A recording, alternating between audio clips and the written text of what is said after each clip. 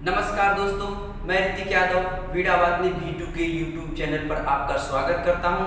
आज के इस वीडियो में हम बात करेंगे क्लास 10 पाठ फिजिक्स का पाठ 8वां, जिसका नाम है तापीय विद्युत प्रभाव। ठीक है, अब देखिए उसमें हम बात कर रहे थे विद्युत इस्त्री। क्या बात कर रहे थे? विद्युत इस्त्री।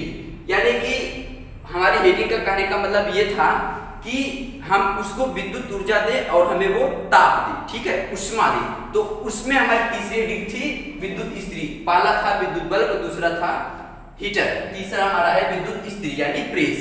आज हम बात करेंगे प्रेस के बारे में। तो देखिए प्रेस, पहले तो आप कहेंगे प्रेस कैसा है, आप थोड़ा सा लिखेंगे कि यह भी विद्युत के ऊष्मीय प्रभाव पर आधारित उपकरण है। यह भी विद्युत के ऊष्मीय प्रभाव पर आधारित उपकरण है, जिसमें नाइक्रोम के तार का उपयोग तापक तार के रूप में किया जाता है। नाइक्रोम का उपयोग तापक तार के रूप में किया जाता है। आज हम फिर बताते हैं नाइक्रोम में क्या क्या होता है।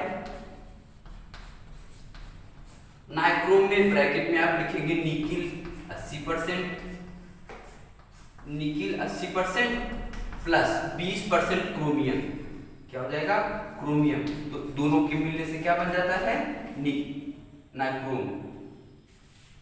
दोनों के मिलने से क्या बन जाता है? नाइक्रोम, जो कि एक तापक तार है। उच्च ताप पर सह सकता है और अधिक प्रतिरोध का होता है, उच्च प्रतिरोध का होता है। ठीक है, तो अब हम बात करेंगे विद्युत इस्त्री यानी प्रेस के बारे में। इसकी संरचना, उतना लिखने के बाद हम लिखेंगे संरचना, विद्युत इस्त्री की संरचना। संरचना में क्या है, अब इसको पढ़ेंगे। उसमें पहली हेडिंग है हमारा आधार प्लेट। प्रेस में दिखाई दे रहा है, पहली हेडिंग हमारी क्या हो जाएगी? आधार प्लेट। तो हम प्रेस के निचले से आधार प्लेट के बारे में बात करेंगे। तो पहले समझेंगे, देखिए ये एक लोहे का होता है और इसके बाहरी ये जो चिकना दिखाई देता है बाहरी, उसमें क्या करते हैं? क्रोमियम का लेप लगा देते हैं। क्रोमियम का लेप लगा देते हैं ताकि वो चिकना रहे। क्या रहे? चिकना रहे।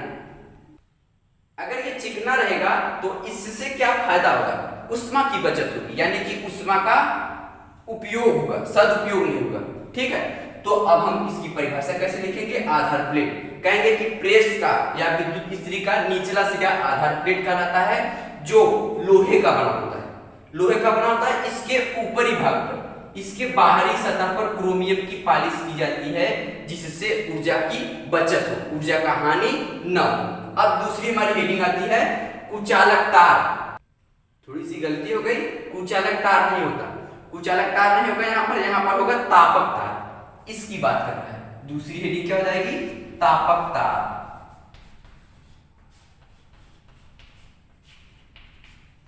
अब देखिए यहां पर लिखा भी गया है कि तापक तार किसका बना होता है? नाइक्रोम का होता है। नाइक्रोम में क्या क्या होता है? निकिल 80%, क्रोमियम 20% होता है।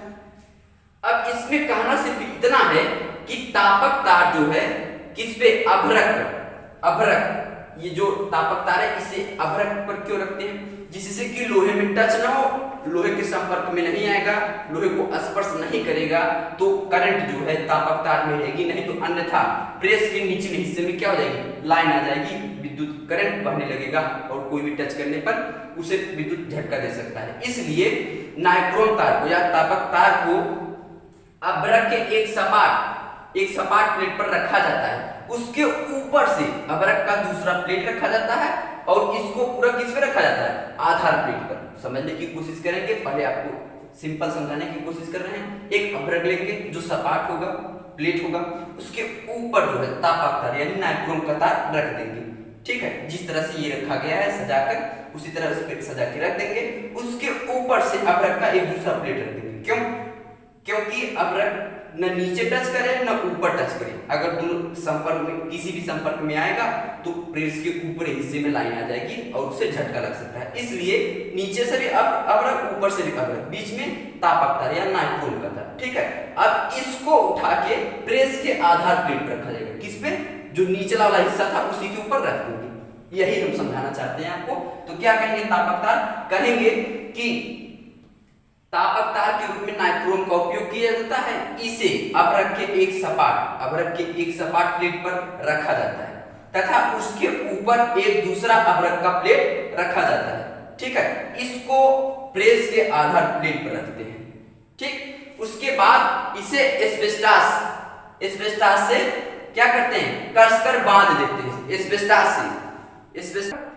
मोटी चादर होती है, एस्बेस्टास की मोटी चादर से ढक देते हैं या बांध देते हैं, आप समझिए ढक देते हैं। ठीक है, अब उस पे ढक देंगे, उससे क्या होगा कि एस्बेस्टास और अभ्रक दोनों से क्या होगा, नाइट्रोम बंध जाएगा पूरी तरह से और किसी के संपर्क में नहीं आएगा। यही कहना था, कहने का मतलब हमारा यही था। फिर से समझने की कोशिश करेंगे। अभ्रक तार के रूप में नाइट्रोम का उपयोग किया जाता है, जिसे अभ्रक के सपाट प्लेट के ऊपर रखा जाता है, उसके ऊपर अभ्रक का दूसरा प्लेट रखते हैं और इसको जो पूरा हमारा बना है, बीच में तापक तार, नीचे अभ्रक, ऊपर अभ्रक, इसको उठा के प्रेस के आधार प्लेट पे रखा जाता है और इस पूरे के ऊपर क्या रखते हैं, एस्बेस्टास का मोटा चादर लगाकर ढक देते हैं। ठीक, अब तीसरा हमारा है भार प्लेट। तीसरा हो जाएगा भार प्लेट। अब आगे देखिए भार प्लेट क्या होता है।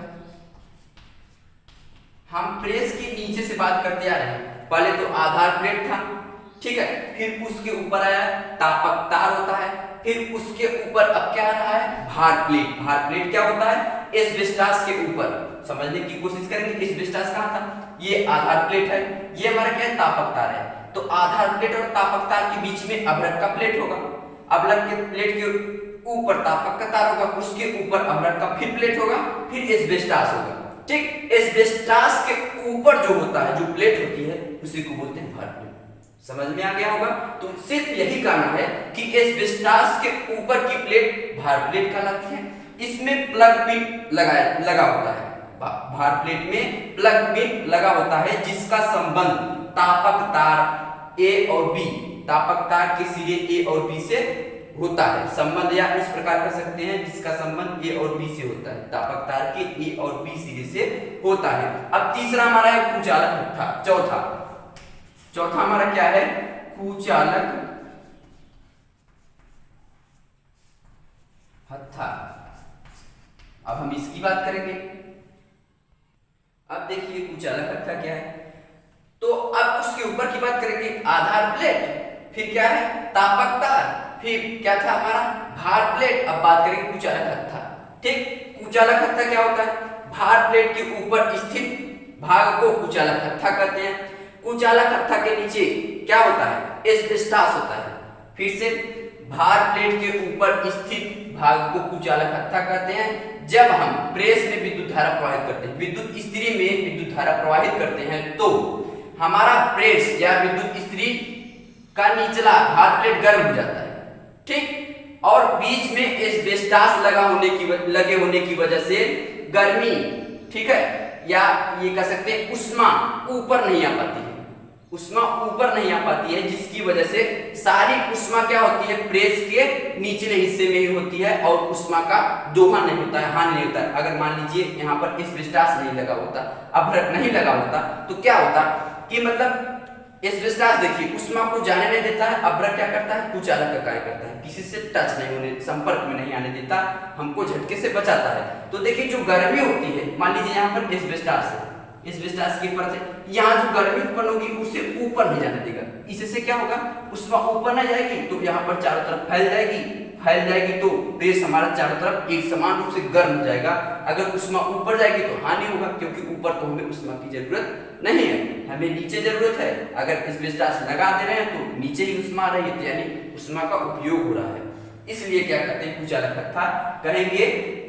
भार प्लेट के ऊपर स्थित भाग को कुचालक हत्था कहते हैं। कुचालक हत्था लकड़ी, बैकेलाइट, ठीक, लकड़ी या बैकेलाइट का बना होता है। अब लकड़ी बैकेलाइट का क्यों बनाते हैं, जिससे लकड़ी और बैकेलाइट कुचालक होता है, करंट का फ्लो नहीं करता है, उष्मा का फ्लो कम से कम करता है, जिससे वो पकड़ने में न तो गर्म होता है और न बिजली का झटका लगता है। इसलिए लकड़ी प्लास्टिक मतलब बैकेलाइट हो गया, ठीक है। तो लकड़ियां यही, ये हमारा क्या है, हत्था है, ये हमारा क्या हो गया, हत्था है। इसी को क्या कहते हैं कि भार प्लेट के ऊपर स्थित भाग को कुचालक हत्था कहते हैं। यह लकड़ी अथवा बैकेलाइट का बना होता है।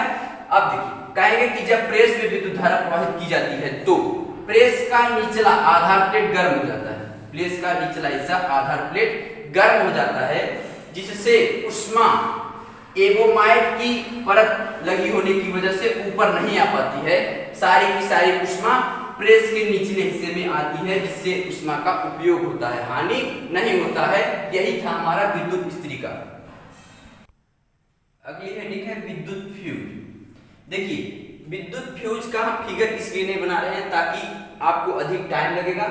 आप क्लास 10th की फिजिक्स पार्ट 8 या जो भी पार्ट होगा, सब हर राइटर में अलग अलग चैप्टर दिए हुए हैं, उसमें दिया होगा विद्युत फ्यूज, विद्युत धारा का तापीय प्रभाव चैप्टर में दिया होगा विद्युत फ्यूज, आप वहां से देख लीजिएगा।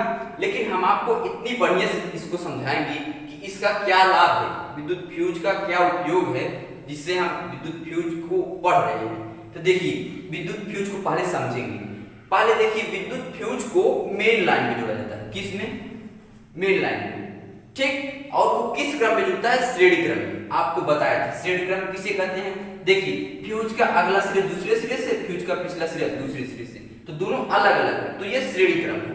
अगर फ्यूज का दोनों सिरा एक बिंदु पर, फ्यूज का पिछला सिरा एक बिंदु पर होता तो वहां पर समांतर क्रम होता। जैसे देखिए एक फ्यूज यहाँ पर हो इस तरह से, अगर कोई फ्यूज हो ऐसे, अगर इसका सिरा इसमें जोड़ते, इसका सिरा इसमें जोड़ते, तब ये समांतर क्रम होता। तो ये इस समय किस क्रम में? श्रेणी क्रम में, ठीक है। तो क्या हो जाता है, पहला प्रश्न बन जाता है कि इसे मेन लाइन में जोड़ते हैं, वो भी श्रेणी क्रम में जोड़ते हैं, ठीक है। अब देखिए, और इसमें जो होता है मिश्र धातु का तार लगाते हैं। और जब यहाँ पर हमारा लोड बढ़ता है या कोई भी सर्किट फॉल्ट होती है, मान लीजिए आगे जाके दोनों तार आपस में टच हो गए, जब टच होते हैं तो जो स्पार्क होता है, इसका मतलब ये नहीं है कि मतलब कि लोग कहते हैं कि ये खराब हो गया, ऐसा कुछ नहीं है। जब दोनों आपस में टच होते हैं तो वहां पर बहुत अधिक मात्रा, यानी कि करंट आई का मान बहुत ज्यादा हो जाता है, बहुत अधिक हो जाता है। जहां आई का मान 5 एम्पीयर होना चाहिए, 10 एम्पीयर होना चाहिए, वहां पर 20, 25, 30 एम्पीयर हो जाता है। ये सर्किट जब इसे टच हो जाती है, तो जब इतनी अधिक एनर्जी, इतनी अधिक करंट प्रवाहित हो रही है, इसका मतलब है कि एनर्जी भी ज्यादा है। तो इतनी अधिक एनर्जी इस तार में प्रवाहित नहीं हो पाती है, इस तार में प्रवाहित नहीं हो पाती है, जिसकी वजह से क्या होता है, एनर्जी जो है आग के रूप में, ध्वनि के रूप में, आप देखते हैं आगे दो तार को आपस में टच कीजिए तो बड़ी तेजी के साथ आवाज और आग निकलता है। तो क्यों निकलता है कि विद्युत ऊर्जा जो है वो क्या हो रही है, ध्वनि और ताप ऊर्जा में परिवर्तित हो जा रही है। तो उससे होता क्या है कि जो हमारे, मान लीजिए कोई बल्ब लगा है, टीवी लगा है, पंखा लगा है, फ्रिज लगा है, एसी लगा है, जब इतनी अधिक मात्रा, मान लीजिए हमारा जो पंखा है, जितने घर के सर्किट है वो 5 एम्पीयर पे कार्य करते हैं, और फ्रिज, एसी, कूलर 10 एम्पीयर पे कार्य कर रहे हैं, 15 एम्पीयर पे, बड़ा यंत्र है तो 15 एम्पीयर पे कार्य कर रहा है, ठीक है। लेकिन अब एक 25-30 एम्पीयर की धारा प्रवाहित होगी तो क्या होगा, उस मशीन की क्षमता से अधिक है, तो अपनी क्षमता क्या कर रही है, सहन नहीं कर पाती है इतनी अधिक क्षमता, और क्या हो जाती है, फाल्ट हो जाती है, जल जाती है। इसलिए हम फ्यूज का इस्तेमाल करते हैं कि यंत्र को जलने से पहले ही फ्यूज का तार क्या हो, ब्रेक हो जाए, यानी टूट जाए, पिघल जाए। इसलिए यहाँ पर कम गलनांक के तार का प्रयोग करते हैं, ताकि थोड़ा भी गर्मी बढ़े तो गल जाए। गल जाने का मतलब है टूट जाए, फाल्ट हो जाए, और करंट क्या हो, रुक जाए। करंट तभी प्रवाहित होती है जब एक परिपथ बनता है, पूरी तरह से परिपथ बनेगा। जब यहाँ से सर्किट ब्रेक हो जाएगी तो करंट फ्लो नहीं करेगी, प्रवाहित नहीं होगा।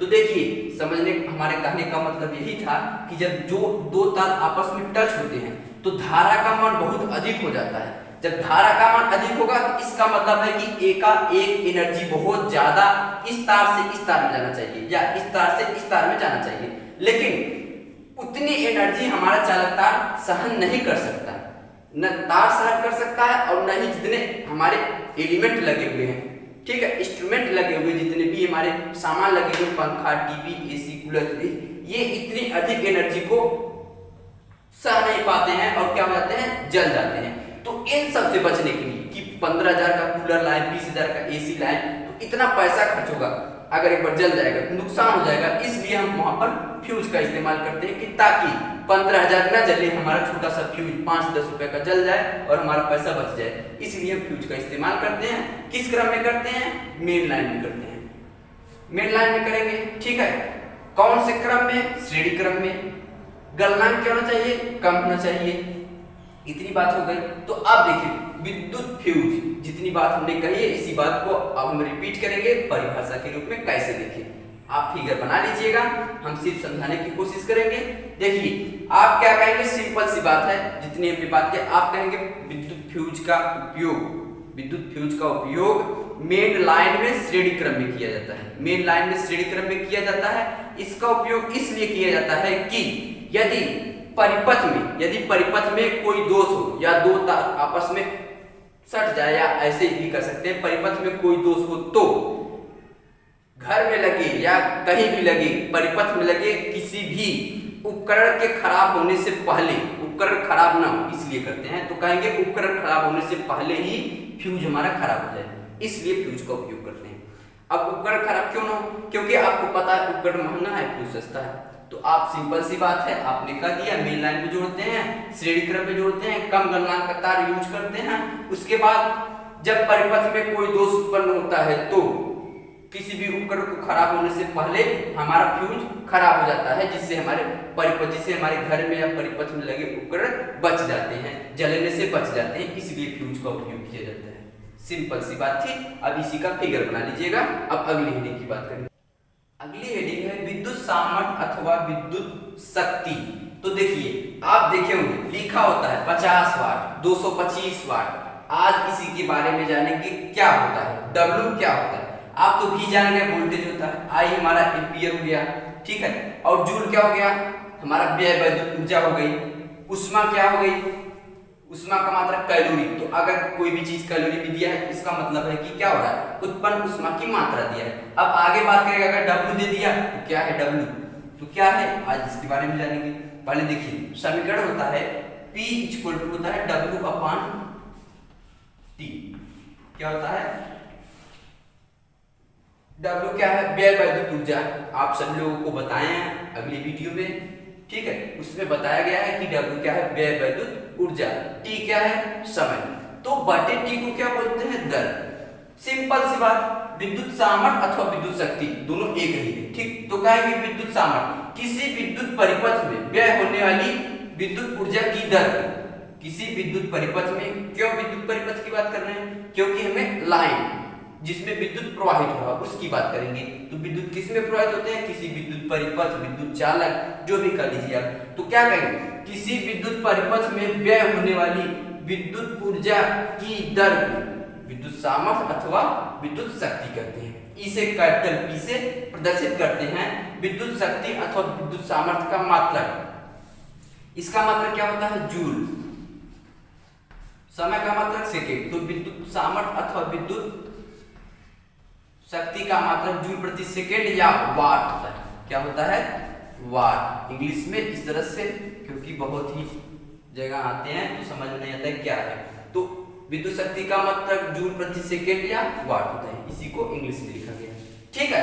अब देखिए आगे क्या बात करेंगे। आप लोगों को बताया था कि W क्या होता है, VIT। ये आपको सिद्ध कराया गया था अगली क्लास में। तो आप यहाँ पर देख रहे हैं W के स्थान पर इसका मान रख सकते हैं, इसे मान लीजिए समीकरण नंबर A। अब इसका बढ़िया सा संक्षेप में कैसे लिखेंगे वो बताएं। देखिए क्या गया, यदि किसी परिपथ के सिरों के बीच विभवांतर V हो तथा परिपथ में I एम्पीयर का करंट T समय T सेकेंड तक प्रवाहित हो रहा हो, तो उस चालक तार में व्यय वैद्युत ऊर्जा W VIT, यानी V × I × T। अब देखिए कहेंगे W का मान समीकरण नंबर 1 में रखने पर, तो P W के स्थान पर लिखेंगे V × I × T/T। T से T कैंसिल, तो P क्या गया, V × I वाट। समीकरण नंबर 2। तो देखिए क्या आ गया, फिर से वही बात कि विद्युत सामर्थ्य अथवा विद्युत शक्ति वोल्टेज और करंट के रूप में, यहाँ पर विभवांतर और थोड़ा सा लिख दे रहे हैं विभवांतर और करंट के रूप में, ताकि समय भी बचे। तो देखिए अब विभवांतर और करंट के रूप में हो गया, तो आगे किस रूप में मान लेते हैं, विभवांतर और प्रतिरोध के रूप में। किस रूप में, विभवांतर और प्रतिरोध के रूप में। सिंपल बात, फिर वही हमको भी रहना चाहिए, भी है, ठीक है, P रहना चाहिए, P है, और R रहना चाहिए, I नहीं रहना चाहिए। तो आर रहने के लिए क्या करेंगे, जो नहीं रहना चाहिए उसी का मान रख देते हैं। तो कहेंगे ओम के नियम से, ओम के नियम से सभी लोग जानते हैं V equal to I R. तो यहां से I का मान निकालेंगे तो I इक्वल टू क्या हो जाएगा, V अपान R। इतना समझ में आ रहा होगा कि R यहाँ नीचे हो जाएगा तो I का मान V बटे R आ गया। अब देखिए कहेंगे I का मान समीकरण नंबर 2 में रखेंगे तो P इक्वल टू क्या आ गया, V इंटू I के स्थान पर V अपान R। ठीक, तो आगे क्या आ जाता है, V square upon R। Simple क्या आ गया, विद्युत सामर्थ्य अथवा विद्युत शक्ति वोल्टेज या विभवांतर और प्रतिरोध के पदों में आ गया कि नहीं आ गया।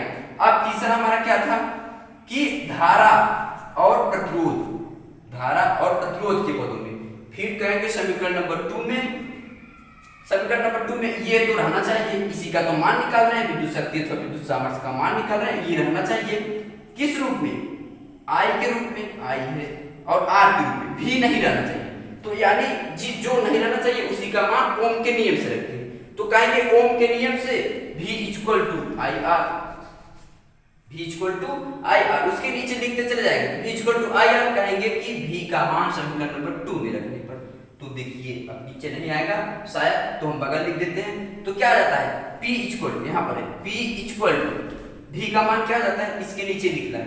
V का मान क्या है, यहाँ पर देखिए I इंटू R फिर इंटू I ऑलरेडी इस समीकरण में है तो I, तो क्या जाता है P equal to I square R, I से I स्क्वायर जाता है, I स्क्वायर R वाट, हर जगह वाट रहेगा। तो देखिए विद्युत शक्ति अथवा विद्युत सामर्थ्य किस रूप में, धारा और करंट के, धारा और प्रतिरोध के रूप में, विद्युत धारा और विद्युत प्रतिरोध के रूप में।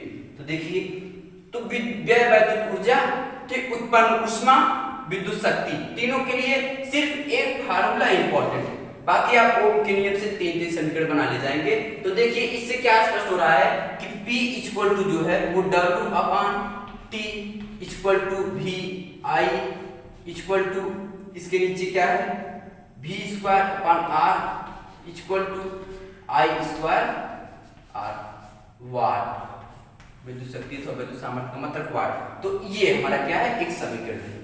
आप देखिए इसमें अगर आ गया, थोड़ी सी समझा रहे ताकि न्यूमेरिकल सिर्फ एक बताएंगे आपको सब समझ में आ जाएगा।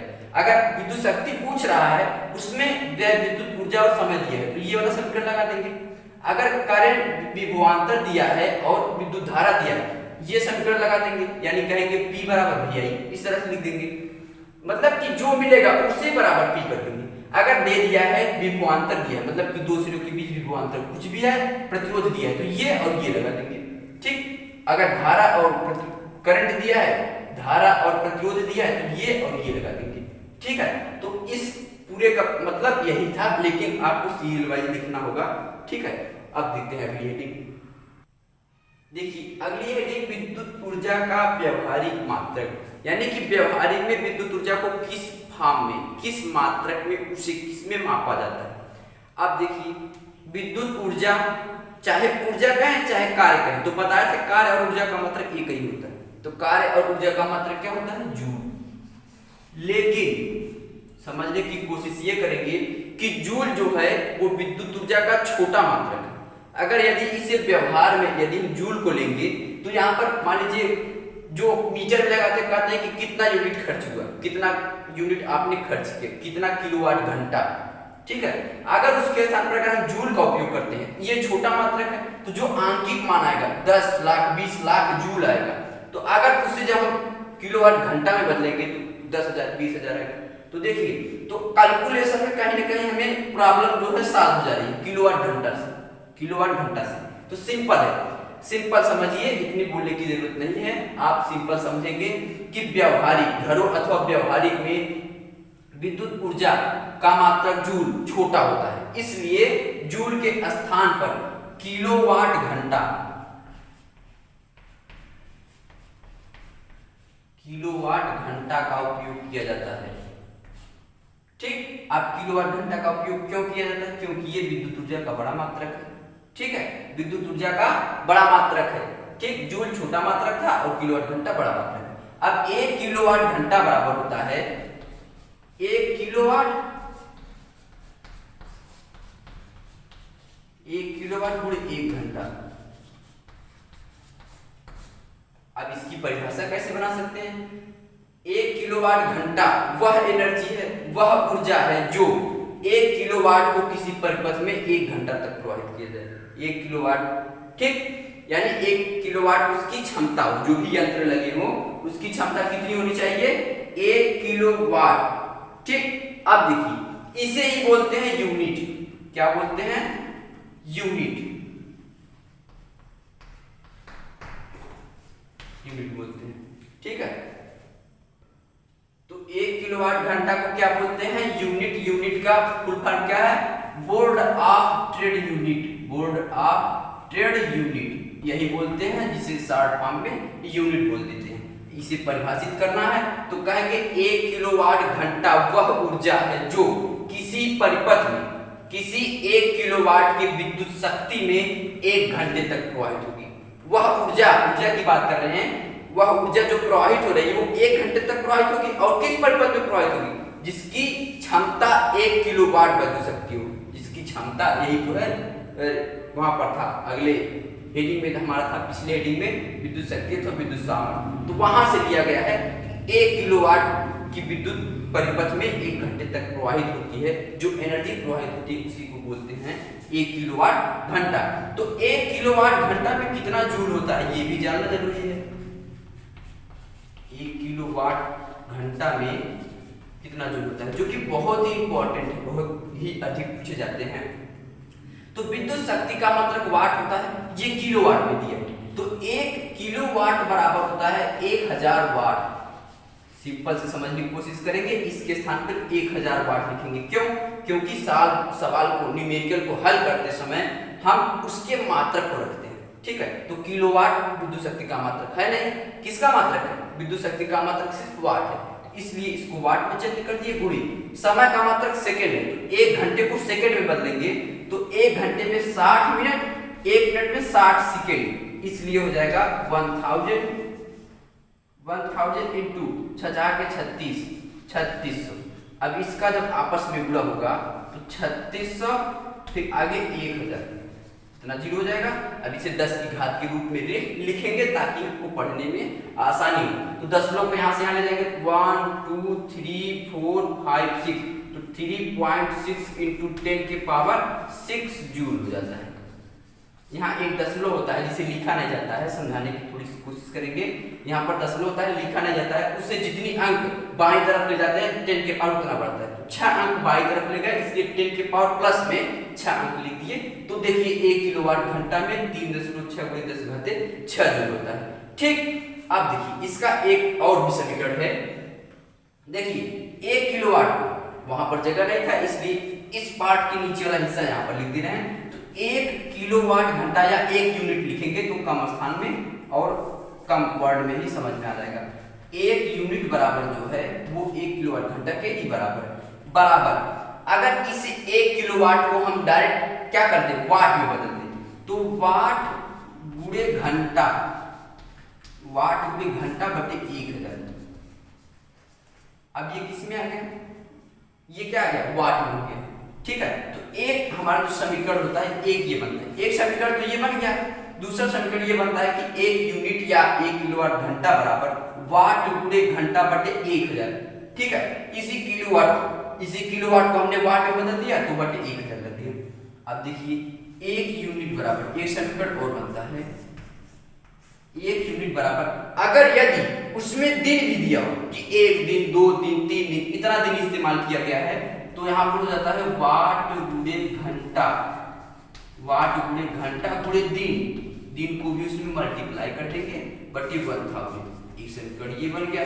तो ये क्या हो गया? दूसरा समीकरण हो गया। आप इसको इस तरह से कॉपी में इस तरह से लिख देंगे कि 1 यूनिट बराबर वाट गुणे घंटा बटे 1000। अगर यदि दिन भी दिया हो तो 1 यूनिट बराबर वाट गुणे घंटा गुणे दिन बटे 1000। अब देखिए इस वाट को ये क्या होता है? P, ठीक, वोल्टेज और करंट में बदल दें तो 1 यूनिट बराबर क्या आ जाएगा? सिर्फ फार्मूला तो हम निकाल रहे हैं और फार्मूला रटना नहीं है। देखिए कितनी आसानी से निकल रहा है।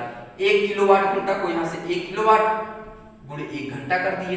अब देखिए किलोवाट को वाट में बदल दिए, एक फार्मूला आ गया। दूसरा फार्मूला किलोवाट को वाट में बदल दिए, घंटा को सेकंड में बदल दिए, तो एक दूसरा फार्मूला आ गया। तो 1 2, अब देखिए अगर दिन दिया था उसमें ऊपर मल्टीप्लाई कर दिए तो 3 समीकरण, अब फोर्थ वाला समीकरण निकालने आ रहे हैं। तो देखिए अगर वाट के स्थान P के स्थान पर लिख सकते हैं V × I, तो हम क्यों नहीं रख सकते इस समीकरण में, रख देते हैं।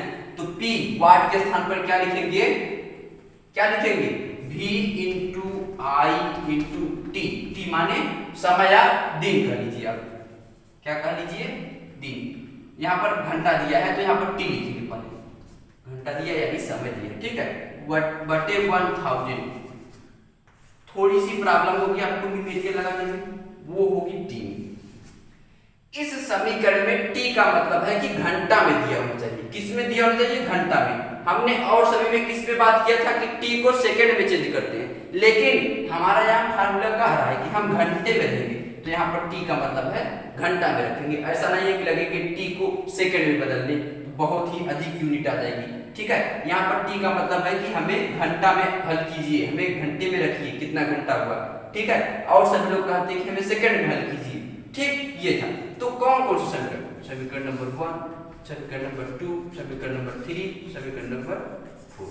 तो देखिए किलोवाट घंटा के चार तरीके से हम उसकी यूनिट को निकाल सकते हैं, किलोवाट घंटा को ज्ञात कर सकते हैं। तो देखिए आज के इस वीडियो में हमारा चैप्टर नंबर 8 खत्म हुआ। अब हम बात करेंगे इस चैप्टर में कितने प्रकार के न्यूमेरिकल है। देखिए बड़ी आसानी से आप लोगों को समझाएंगे और आपको समझ में आएगा 100% है। देखिए इसमें पहला हमारा जो सवाल क्या कर रहा है, हमने देखिए फिर से वही बात कर रहे हैं कि सवाल को पढ़ेंगे, क्या क्या दिया है, किस किस का मान, किस किस राशि का मान दिया है उसको लिखेंगे, कौन सी राशि का मान पूछ रहा है उसे लिखेंगे। फिर देखेंगे कि इस चैप्टर में कौन सा ऐसा फार्मूला है जो पूछ रहा है वो भी दिया हो, जो उसका मान दिया है वो भी दिया हो, तो दोनों दिया हो तो उसमें रखेंगे तो आसानी से आ जाएगा। देखिए पहला सवाल कैसे हल करेंगे। यदि 140 वोल्ट विभवांतर वाले विद्युत उपकरण द्वारा 140 वोल्ट विभवांतर, तो V का मान क्या दिया है 140 वोल्ट, वोल्ट को V से लिखते हैं, ठीक है। यहाँ पर आपको वोल्ट इस तरह से लिख देंगे ताकि आपको समझ में आए, ठीक। क्या कहा, यदि 140 वोल्ट विभवांतर वाले विद्युत उपकरण द्वारा 12 कूलम का आवेश प्रवाहित होता है, तो 12 कूलम का आवेश Q = क्या दिया है 12 कूलम, आपको बताए हैं, ठीक है। अगले वीडियो में बताया भी गया है कि इसको क्या कहते हैं, ठीक है। तो आगे कह रहा है तो उपकरण में व्यय ऊर्जा का मान क्या होगा, तो किसी उपकरण या किसी परिपथ में व्यय विद्युत ऊर्जा को W से लिखते हैं। अब देखिए कौन सा ऐसा समीकरण है जिसमें W पूछ रहा हो V Q दिया, तो देखिए पहला ही समीकरण है W = V × Q। क्या सिंपल सवाल पूछा था, W = दूसरा समीकरण हमारा था V × Q का मान होता है IT, Q का मान देते हैं V × T। दूसरा क्या था W = I² RT। तीसरा हमारा था W = V² R × T। तो देखिए सिर्फ 4 ही फार्मूला तो है, इतने ही फार्मूला रखने हैं। थोड़ा सा 2 मिनट लेंगे ताकि कि हम एक ही सवाल बताएं आपको सब समझ में आ जाए। तो देखिए आप इस समय 2 राशि का मान दिया है, तो आप इसमें से कौन सा ऐसा समीकरण जिसे लेना चाहेंगे जिसमें 2 राशि का मान दिया हो। मान लीजिए ये वाला समीकरण देंगे, इसमें Q का मान है नहीं, तो ये देखिए समीकरण नंबर 1 यही तो हमारा फॉलो कर रहा है सवाल को हल करने में, यही तो लगेगा। क्यों, क्योंकि उसमें V Q का मान दिया, W का मान पूछ रहा है। या इस तरह से दिया होता W V का मान दिया तो Q पूछता, या Q W का मान दिया तो V का मान पूछता। तो सिर्फ इधर उधर कर रहा है इसमें, ठीक है। आप पहले से हल कर लीजिए। W = V का मान 140 × क्या है 12, ठीक। तो W = इसका इसमें गुणा कर देंगे, 12 × 24 की 4 हंस लगे, 12 × 48 की 8 हंस लगे 4, 12 × 12 12 4 16, तो कितना आ गया 1680। वो भी किसमें, जूल में, क्योंकि व्यय वैद्युत ऊर्जा या कार्य किसमें होता है जूल में, तो इसका मान क्या आता है 1680 जूल। कितना सिंपल सवाल था। अब देखिए इसका सिर्फ एक ही न्यूमेरिकल बताएंगे, सिर्फ एक न्यूमेरिकल अगर आप हमारा सही से देख लेते हैं तो आपको सभी न्यूमेरिकल लगाना आसानी से आ जाएगा।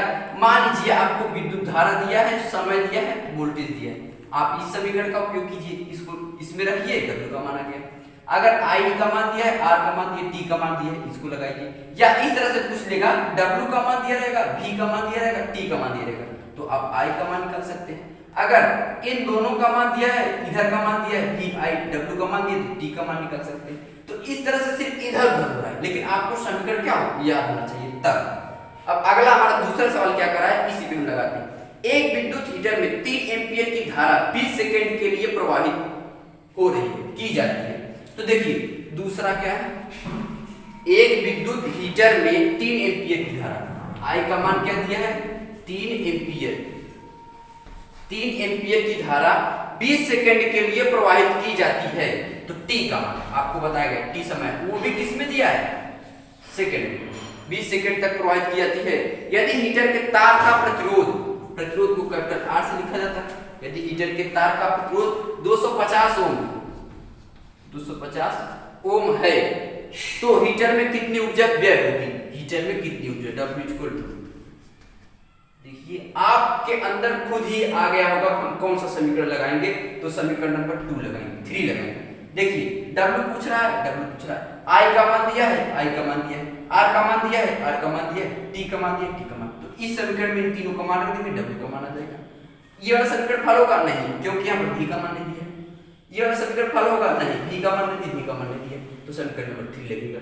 इस तरह से आपको लेकिन समीकरण याद होना चाहिए और आपको ये निकालना आना चाहिए कि क्या पूछ रहा है क्या दिया है। तो आप सिंपल आपको सवाल लगाने से कोई नहीं रोक सकता। देखिए कैसे आ गया, W equal to I square, मतलब 3 का square into R into T. R का मान क्या है 250 गुणे टी का मान क्या है 20, क्या है 20। तो W इक्वल टू ये इसका स्क्वायर क्या होता है 3 त्रिका 9 into 250 into 20। W equal to simple सा सवाल लगाने की कोशिश करेंगे, 25 दूनी 50 यानी कि 9 गुणे 50 और डबल जीरो, इस दोनों का मल्टीप्लाई करेंगे तो 5000 आ गया। W इक्वल टू 9 × 45, तो क्या आ गया 45,000 जूल। कितना सिंपल सवाल था, लेकिन देखने में लग रहा था बहुत ही कठिन होगा। ठीक है, तो इस तरह से सवाल को लगाते हैं। अब देखिए अगला हमारा जो सवाल है, तीसरा सवाल कर रहा है कि 42 वोल्ट तथा 0.5 एम्पीयर के बल्ब से 42 वोल्ट, तीसरा सवाल है, तो 42 वोल्ट मतलब V क्या दिया 42 वोल्ट। ठीक, तो 42 वोल्ट तथा 0.5 एम्पीयर के बल्ब से I का मान क्या दिया है 0.5 एम्पीयर, I का मान हो गया। आगे कह रहा है बल्ब से प्रति सेकंड कितनी कैलोरी ऊष्मा उत्पन्न होगी प्रति सेकंड, यानी T का मान क्या दिया प्रति, मतलब प्रति सेकंड मतलब 1 सेकंड। उत्पन्न ऊष्मा को H से लिखते हैं, H का मान पूछ रहा है। अब देखिए दिमाग में दौड़ाएंगे कि कौन सा ऐसा समीकरण है जिसमें H V I T तीनों दिया हो, चारों राशियां दी हो। तो देखिए आप पहले जानते हैं कि H इक्वल टू होता है W/4.2 कैलोरी, पहला समीकरण। अब देखिए दूसरा समीकरण क्या हो जाता है, अगर W का मान बारी बारी से 4 बार रखेंगे तो जो समीकरण प्राप्त होगा वही H का मान होगा। मान लीजिए W का पहला समीकरण, पहला मान रखेंगे V इंटू Q अपान 4.2 कैलोरी, सिर्फ W का मान रखेंगे। समीकरण 1 से W का मान रख दिए हैं। अब समीकरण 2 से W का मान रखने पर किस में रखेंगे, यहाँ पर H ऊपर वाले समीकरण में, तो H इक्वल टू क्या हो जाएगा W के स्थान पर क्या रखेंगे VIT, तो यहाँ पर हो जाएगा V into I into T upon 4.2 calorie आ गया।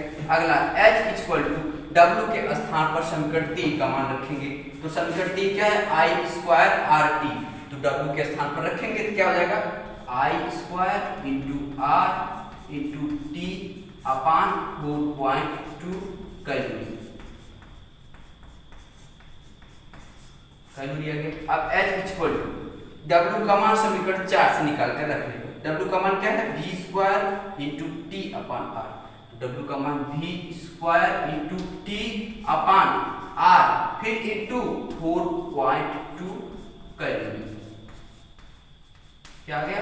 कैलोरी आ गया। तो देखिए अब उत्पन्न ऊष्मा किसी हीटर, बल्ब, चालक तार कुछ भी हो, अब उसमें उत्पन्न ऊष्मा की माप जो करेंगे 1 2 3 4 5 5 समीकरण से करेंगे। ठीक है, मान लीजिए W का मान दिया है तो आप डायरेक्ट W में 4.2 का मान क्या करेंगे, भाग करेंगे तो H का मान आ गया। यहाँ पर VQ का मान दिया हो तो आप रख के H का मान निकाल सकते हैं। तो सिर्फ देखिए कितना सिंपल था। VIT कौन सा समीकरण जिसमें VIT दिया हो और हमसे H पूछ रहा हो, तो समीकरण नंबर, इसको मान लीजिए समीकरण नंबर 1, समीकरण नंबर 2, समीकरण नंबर 3, 4 और 5। तो देखिए VIT H पूछ रहा है तो समीकरण नंबर 3 लगेगा। H equal to V into I into T upon 4.2 किसमें? कैलोरी में। उत्पन्न ऊष्मा की माप कैलोरी में लेते हैं।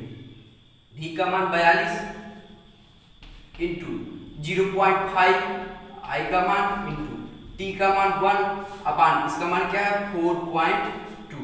H इक्वल टू, अगर ऊपर और नीचे अंक में दशमलव समान यानी दाहिनी तरफ बाईं तरफ दशमलव समान अंक पे होंगे तो दोनों कट जाते हैं। ठीक, तो यहाँ पर क्या जाता है 42 इंटू 5 इंटू 1 अपान 42। कैसे?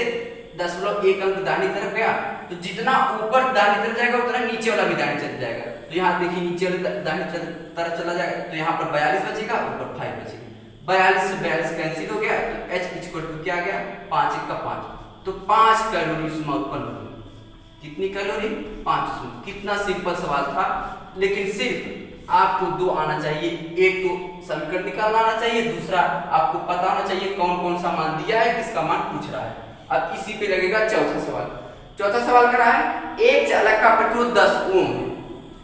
यहाँ पर दे दिए चौथा सवाल, एक चालक का प्रतिरोध को कैपिटल R से लिखते हैं जिसका मान क्या दिया है 10 ओम दिया है। ठीक, आगे कर रहा है चालक में 10 सेकंड में 15 एम्पीयर की धारा प्रवाहित होती है। 10 सेकंड में, तो T क्या है समय, T का मान क्या दिया है 15 सेकंड में 10 एम्पीयर की धारा प्रवाहित होती है। तो I विद्युत धारा को I से लिखते हैं, कितने एम्पीयर 10 एम्पीयर की धारा प्रवाहित हो रही है। ये हो गया। फिर आगे कर रहा है तो चालक में उत्पन्न ऊष्मा की मान क्या होगा, उत्पन्न ऊष्मा को H से लिखते हैं। H पूछ रहा है तो देखिए अब आप इसमें समझिए कि कौन सा ऐसा समीकरण है जिसमें RIT या RTI का मान हो और H भी हो। ऐसा कौन सा फार्मूला है जिसमें RTI H के साथ? तो देखिए R इसमें से कौन सा है RTI। तो देखिए R का मान दिया है, R का मान रखेंगे, T का मान है, T का मान रखेंगे, I का मान है, I का मान रख देंगे, 4.2 ऑलरेडी है ही। तो H इक्वल टू समीकरण नंबर 4 लगेगा I स्क्वायर, कैपिटल या स्मॉल कोई भी लिख सकते हैं, I स्क्वायर RT अपान 4.2। उत्पन्न ऊष्मा की माप कैलोरी में की जाती है यानी इसका मतलब कैलोरी में आएगा। H इक्वल टू I का मान क्या है 10, तो 10 का स्क्वायर करेंगे इंटू R का मान क्या है 10, T का मान 15 अपान 4.2। H इक्वल टू यहाँ पर हो जाएगा 10 दहा में 100, 10 का वर्ग करेंगे इंटू 10 इंटू 15/4.2। तो H इक्वल टू क्या आ जाएगा, इसका आपस में गुणा करेंगे तो हो जाएगा 15,000/4.2। H इक्वल टू दशमलव को हटा देंगे ताकि आसानी से हल किया जाए। तो यहाँ पर 15,000 के स्थान पर क्या हो जाएगा 1,50,000/42। अब इसका इसलिए भाग देंगे, 2 से काटेंगे तो 21 दूनी 42, यहाँ पर क्या हो जाएगा 1 लाख के स्थान पर हो जाएगा 1,75,000। यहाँ पर 7 × 15, ये किसी में चला जाएगा 0, यहाँ पर 0, तो ये हो जाएगा 75,000। ठीक है, 7 5 12 2 1 3, ये 3 से कटेगा। H इक्वल देखिए 3 7 21, 3 दूनी 6, 3 5 15, आ जाएगा 25,000। ठीक, अब इसका इसमें भाग देंगे तो 7 दूनी 14, 7 3 21, 7 3 21, 3 बार जाएगा। H का मान होगा 7 3 21, बचेगा इसमें 4, 7 5 35, ठीक, बचेगा 5, 7 7 49, बचेगा 1, 7 1 का 7, बचेगा 3, ठीक है, नहीं जाएगा तो यहाँ 10 किलो बढ़ाएंगे तो यहाँ पर 0 हो जाएगा, 7 3 21 7 चौक 28, ठीक, बचेगा 2, यहाँ पर 0 बढ़ जाएगा, यहाँ पर 7 दूनी 14।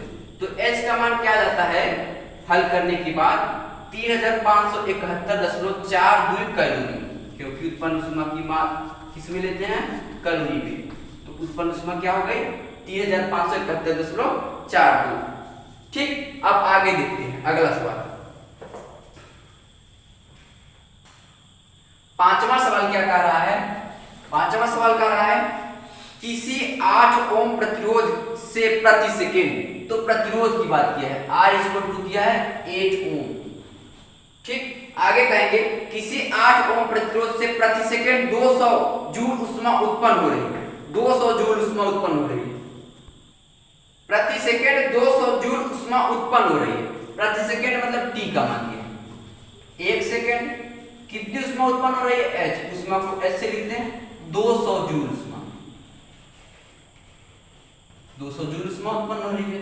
तो कह रहा है प्रतिरोध के सिरों पर विभवांतर ज्ञात कीजिए। फिर से एक बार प्रश्न को पढ़ देते हैं, किसी 8 ओम प्रतिरोध से प्रति सेकंड 200 जूल ऊष्मा उत्पन्न हो रही है, प्रतिरोध के सिरों पर विभवांतर ज्ञात कीजिए। V का मान ज्ञात करना है, V इक्वल टू क्या। तो देखिए अगर कौन सा ऐसा समीकरण जिसमें RTHV हो, तो देखिए RTHV, तो ऐसा कोई समीकरण नहीं है जिसमें RTHV सभी फार्मूला दिया हो, ऐसा कोई समीकरण नहीं है। तो किसी दूसरे समीकरण को पकड़ते हैं। देखिए यहां से V और R दोनों का मान दिया है, तो आप जानते हैं ओम के नियम से V इक्वल टू होता है I इंटू R, ओम के नियम से होता है। R का मान दिया है, V का मान निकालना है, यहाँ पर हमको I का मान, यदि हम इस समीकरण से यदि हम I का मान निकाल देते हैं तो I का मान समीकरण उठा के इस समीकरण में रख देंगे तो V और I और R का गुणा कर देंगे तो V ज्ञात हो जाएगा। तो देखते हैं ऐसा कौन सा समीकरण है जिसमें IHTR, तो देखिए IHTR है कि नहीं, तो यहाँ पर समीकरण नंबर 3 लगता है, H equal to I square RT upon 4.2 calorie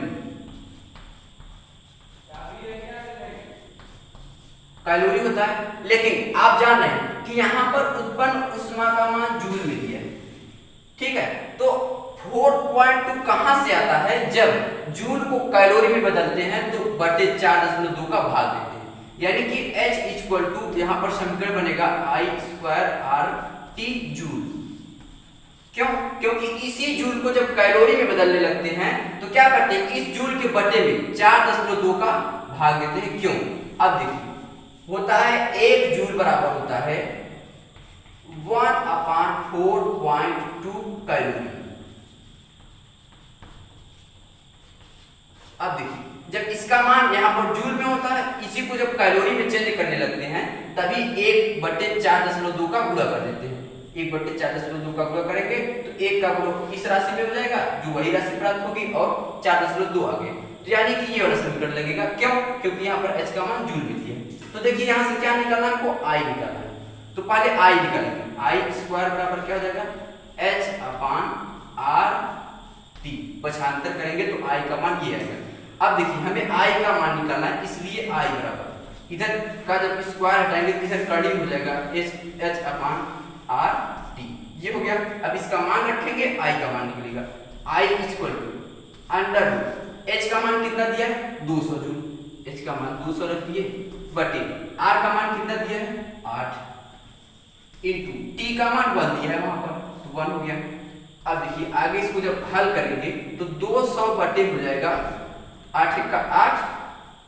अब इसको जब हल करेंगे आपस में कटेगा, 8 का 8 से काटेंगे तो 8 दूनी 16 बचेगा, इसमें 4 8 5 40। तो यहाँ पर आएगा I का मान कर्डिंग 25, कर्डिंग 25 को लिख सकते हैं कर्डिंग 5 गुणे 5, ठीक। यहाँ पर कुछ नहीं 2 है, मतलब कि अंदर की संख्या जब 2 की जोड़ा में रहेगी तो 1 बाहर आएगा।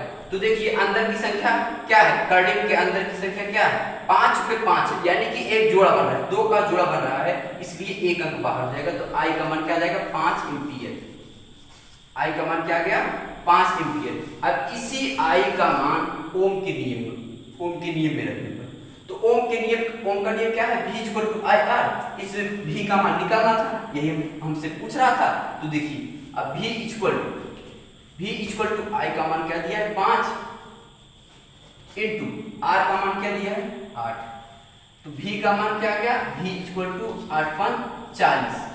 वो भी किस में आएगा, विभवांतर को वोल्ट में लिखते हैं, किस में लिखते हैं वोल्ट में, मात्रक जरूर लिखेंगे। तो विभवांतर क्या हो जाएगा, सीरीज के बीच 40 वोल्ट हो जाएगा। यही हमारा 5वां प्रश्न था। अब देखते हैं 6वां प्रश्न। छठवां प्रश्न कह रहा है, यदि किसी परिपथ में प्रवाहित धारा 10 एम्पियर है तथा परिपथ का प्रतिरोध 10 ओम है, तो परिपथ की विद्युत शक्ति की गणना कीजिए।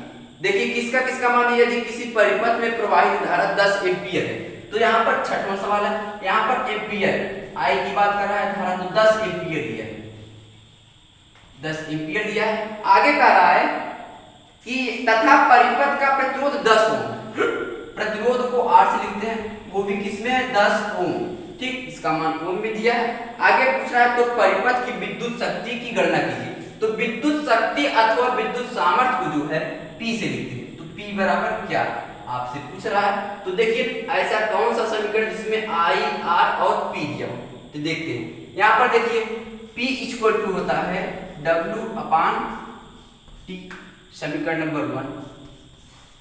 अब P इक्वल टू W का मान यहां से देखते हैं, रखिए यहाँ पर, तो W का मान क्या होता है V इंटू क्यू अपान T, समीकरण नंबर 2, ये हो गया। तीसरा क्या है, अगर W का मान पहले VQ रख दिया, दूसरा मान रखेंगे VIT, तो P इक्वल टू यदि W का मान V into I into T रखेंगे, ऑलरेडी T है यहाँ पर T, तो T से T कैंसिल हो जाता है, इसलिए P इक्वल टू आता है V इंटू I। किसमें आता है, वो भी वाट में, समीकरण नंबर 3, समीकरण नंबर 2, समीकरण नंबर 1। अब देखिए आगे क्या है, यदि W का मान I स्क्वायर RT रखते हैं, तो देखिए इसको ऊपर लिख दे रहे हैं कि P इक्वल टू, यदि हम लिख रहे हैं I स्क्वायर RT, W का मान हो गया बटे यहाँ पर क्या है T, यानी कि सभी W का मान समीकरण नंबर 1 में रखेंगे, तो यहाँ T से T कैंसिल हो जा रहा है, P इक्वल टू क्या आ गया I स्क्वायर R, समीकरण नंबर 4 आ गया।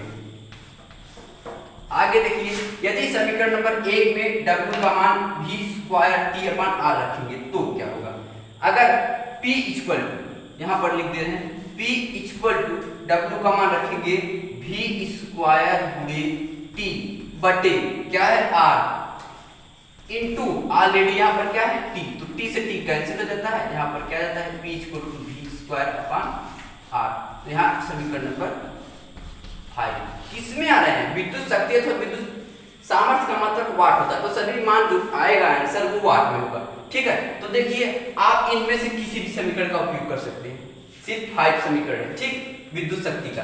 तो देखिए इसमें ऐसा कौन सा समीकरण जिसमें P I R, तो देखिए समीकरण नंबर 4 P I R दिया है नहीं दिया, तो समीकरण 4 में अगर इसका मान रखेंगे तो क्या हो जाएगा, P इक्वल टू समीकरण हो गया I square R, P equal to I का मान दिया है 10 का स्क्वायर करेंगे इंटू R का मान दिया है 10, P इक्वल टू 10 का स्क्वायर होता है 100 इंटू 10, सभी का मल्टीप्लाई करेंगे तो 1000 किसमें आएगा, विद्युत शक्ति अथवा विद्युत सामर्थ्य का मात्रक वाट होता है, तो इसका आंसर क्या आ गया 1000। अब हम अगला सवाल बताने जाएंगे। 7वां सवाल कह रहा है, यदि विद्युत मोटर की सामर्थ्य 5 किलोवाट है, इसे प्रतिदिन 10 घंटे की दर से 30 दिन तक प्रयोग में लाने के लिए कितने यूनिट ऊर्जा व्यय हुए। तो देखिए किसका मान दिया है, हम लिखते हैं एक विद्युत मोटर की सामर्थ्य 5 किलोवाट है, तो विद्युत शक्ति अथवा विद्युत सामर्थ्य को P से लिखते हैं, कितना है 5 किलोवाट। आप पहले मान निकालेंगे, ठीक है। इसे प्रतिदिन 10 घंटे की दर से, T का मान क्या दिया है 10 घंटा, हमने आपको बताया था, अभी आगे बताते हैं। 10 घंटे की दर से 30 दिनों तक प्रयोग में लाने के लिए 30 दिन, तो दिन का मान क्या दिया है 30, दिन इक्वल टू क्या दिया है 30 दिन तक प्रयोग में लाने के लिए कितने यूनिट ऊर्जा व्यय होगी। तो यूनिट पूछा है हमसे, यूनिट बराबर क्या, जो कि हमारे घर के मीटर में लगा होता है, सेम समझिए ऐसे ही होता है। तो देखिए यूनिट का जो सवाल होता है, देखिए यूनिट बराबर होता है, पहला समीकरण लिख देते हैं, यूनिट बराबर होता है वाट गुणे घंटा बटे 1000, समीकरण नंबर 1। लेकिन यदि सिर्फ जब दिन न दिया हो तब की बात कर रहा है, अगर दिन दिया होगा तो उसके लिए क्या करते हैं, यूनिट बराबर वाट गुणे घंटा गुणे दिन बटे 1000। देखिए कितनी आसानी से सभी समीकरण निकाला जा रहा है, इसी तरह आसान है।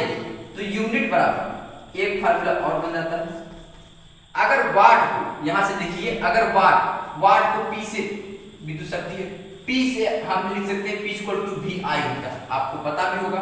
तो वाट की जगह हम क्या लिख सकते हैं, V इंटू आई इंटू घंटा के स्थान पर T लिख देंगे बटे 1000, समीकरण नंबर 3। तो देखिए कौन कौन सा समीकरण बन गया, समीकरण 1 2 3। अब देखिए वाट के स्थान पर यहां भी आप लिख सकते हैं यूनिट बराबर वाट के स्थान पर V का मान रख दीजिए, V इंटू आई इंटू थोड़ा स्पष्ट V गुणे आई गुणे घंटा मतलब T गुणे दिन को हिंदी में लिख देते हैं ताकि आपको समझ में आए, दिन बटे 1000, समीकरण नंबर 4। फिर से समझाने की कोशिश करेंगे, अगर वाट P दिया हो घंटा दिया हो तो समीकरण 1 में रख देंगे, यूनिट का मान निकल गया, या यूनिट दिया होगा वाट दिया होगा, घंटा पूछेगा हमसे, समीकरण 1 ही लगाएंगे। अगर घंटा वाट और दिन दिया है तो समीकरण 2 लगाएंगे। अगर वाट के स्थान पर हमको दे दिया वोल्टेज और करंट और समय, वोल्टेज करंट समय दे दिया तो समीकरण नंबर 3 लगाते हैं।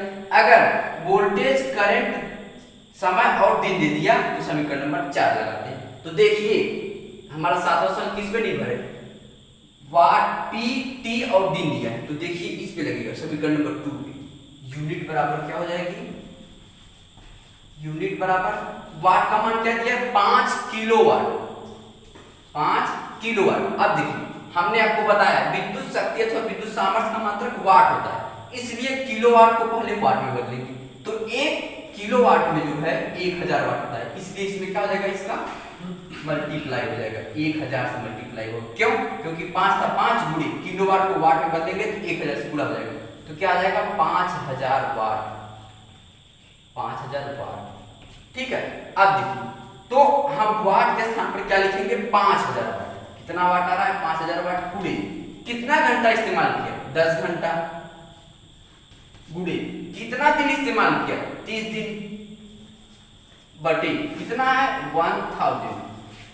तो देखिए 3 0 से 3 0 ऑलरेडी कैंसिल हो गया, तो यूनिट की संख्या क्या आ गई, यहाँ पे यूनिट की संख्या आ गई 5 3 15 2 0 1500 यूनिट, कितना आ गया 1500 यूनिट। इसी तरह हमारा मीटर ऊर्जा का मापन करता है, यूनिट को इसी तरह नापता है कि अगर वाट दिया हो, समय दिया हो, दिन दिया हो तो मीटर अपने आप बता देगा कि कितना यूनिट अपनी बिजली खर्च किया है। अब देखते हैं 8वां सवाल किसी पे निर्भर है। 8वां का रहा है 500 वाट अनुमत का कोई विद्युत रेफ्रिजरेटर 10 घंटे प्रतिदिन चलाया जाता है, 2.50 रुपए प्रति किलोवाट घंटा की दर से, इसके 30 दिन तक चलने के लिए ऊर्जा का मूल्य क्या होगा। तो देखते हैं इसका सवाल कैसे लगाएंगे। देखिए 8वां सवाल में किसका मान दिया है, पहले उसको निकालेंगे। दिया है 500 वाट अनुमत का कोई विद्युत रेफ्रिजरेटर, तो वाट विद्युत शक्ति अथवा विद्युत सामर्थ्य का मात्रक वाट होता है, जिसका मान दिया है 500 वाट, 500 वाट हो गया। आगे का रहा है रेफ्रिजरेटर 10 घंटे प्रतिदिन चलाया जाता है, तो T का मान दिया है 10 घंटा, क्या दिया है 10 घंटा, जो कि डायरेक्ट समीकरण में इसका मान रखना है, समय में नहीं बदलना। चलाया जाता है 2.50 रुपए प्रति किलोवाट घंटा की दर से, रुपए समझ लीजिए,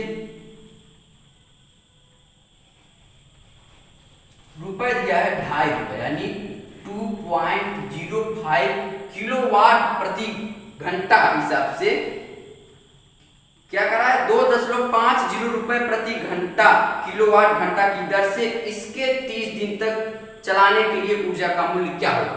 तो 30 दिन चला रहा है, तो दिन का मान यहाँ पर क्या आ गया 30। देखिए अब क्या करेंगे, पहले यूनिट निकालेंगे। यूनिट निकालने के बाद उसी में रुपए, जितना रुपए दिया उसी का गुणा कर देंगे, पता चल जाएगा हमारा कितना बिल आया, जैसे घर में बिल आता है। तो देखिए ऐसा कौन सा समीकरण है जिसमें P दिया हो, T दिया हो और दिन दिया हो। तो P देखिए वाट घंटा दिन तीनों दिया, तो समीकरण नंबर 2 लगेगा। यूनिट बराबर P का मान क्या है 500 वाट। वाट कितना है 500 गुणे घंटा का मान क्या है 10 घंटा, तो 10 घंटा गुणे दिन का मान क्या है 30, तो यहाँ पर क्या हो गया 30 बटे 1000। तो 1 2 जीरो कट गया, एक यहाँ पर देखिए, तो 3 जीरो ऊपर का 3 जीरो नीचे का सब कट गया। तो यूनिट बराबर क्या गया यहाँ पर, यूनिट बराबर आ जाएगा 5 3 15 150 यूनिट। यूनिट का मान क्या गया 150। प्रश्न में यह कह रहा है कि यदि एक यूनिट का 2.50 रुपए लिया जाए तो उसका खर्च पूछ रहा था। अगर आपको पता हो गया कि उसकी यूनिट 150 है तो उसका खर्च आसानी से बता सकते हैं। कैसे कि एक यूनिट के पीछे 2.5 रुपए ले रहा था, तो 150 यूनिट के पीछे कितना रुपए लेगा, तो यूनिट में उसी का गुणा कर देंगे, तो क्या आ जाएगा देय बिल, या इस प्रकार कर सकते हैं खर्च। बिजली का खर्च कितना आया, खर्च इसी को निकालना है। तो यूनिट गुणे मूल्य, एक यूनिट के पीछे जो मूल्य दिया, तो खर्च बराबर हो जाएगा, यूनिट क्या है 150 अभी हमने निकाला है, इनटू खर्च दिया है 2.50। देखिए यहां से निकालिए, तो खर्च बराबर आ जाएगा, इसका दोनों का मल्टीप्लाई करेंगे तो कट जाएगा, यहाँ हो जाएगा 15 गुणे 25। ठीक है, मल्टीप्लाई करना है सिर्फ। तो देखिए आप किसी भी तरह से मल्टीप्लाई करेंगे तो यही आएगा 5 लगे 7 15 दूनी 30 30 7 35, तो कितना रुपए आ जाएगा खर्च 375 रुपए। कितना आएगा 375 रुपए। ठीक है, इस तरह से बिल आएगा। अगर यदि आपको आज का वीडियो पसंद आया हो तो आप लाइक कीजिए, सब्सक्राइब कीजिए तथा